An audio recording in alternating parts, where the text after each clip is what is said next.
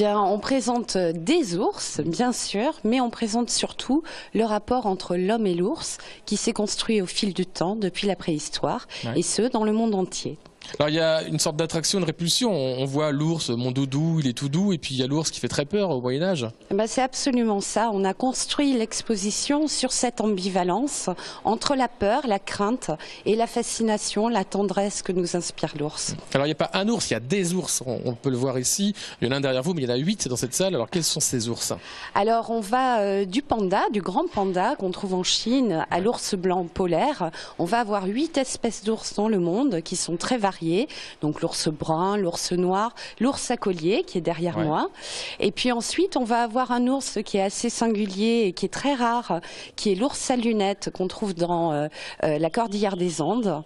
Et puis enfin, l'ours lipu, qui est un peu particulier, qui ressemble un petit peu à un chien, qui est l'ours qui a inspiré l'ours du livre de la jungle, Balou. D'accord. Est-ce que tous ces ours qu'on voit derrière nous, qui sont évidemment naturalisés, est-ce qu'ils existent encore tous en Europe ou dans le monde entier? Absolument, mais on trouve des niveaux de population qui sont très variés, puisqu'il y en a qui sont très en danger, notamment l'ours à lunettes des Andes, et puis évidemment le grand panda, qui sont très menacés aujourd'hui.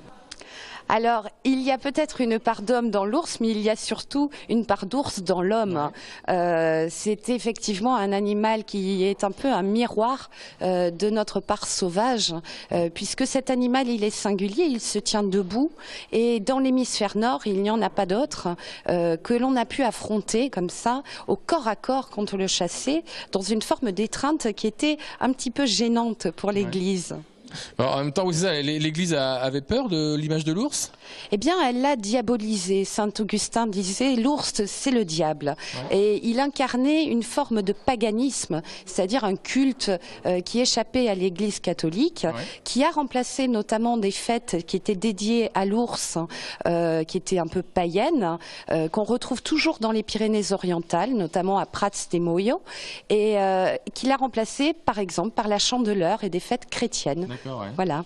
Est-ce que la religion a pris le lion après comme icône ou comme symbole? Absolument, je crois que vous connaissez bien le sujet.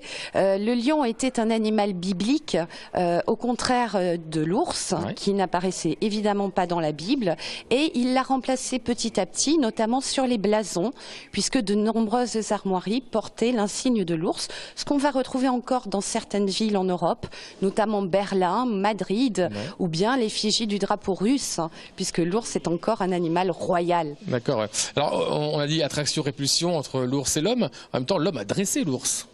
Alors, après l'avoir chassé et tenté de l'éradiquer, l'homme s'en est servi, puisque c'est une constante chez l'homme. Il faut pouvoir se servir de la nature et lui faire produire quelque chose, sinon elle ne sert à rien. Et donc l'ours, on s'est dit, mais il ressemble à l'homme, alors pourquoi pas lui faire singer l'homme? Donc on l'a dompté, dressé, à copier nos comportements, puisqu'il se tenait debout très facilement. L'ours, au fond, est peut-être encore un homme sauvage. À cause des poils, vous dites ça?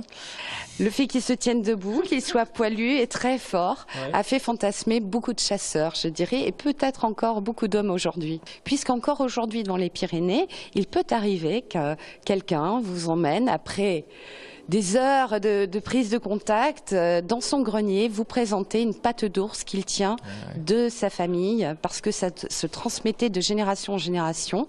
Et cette patte d'ours, elle symbolise toute la force et la puissance de cet animal. Merci.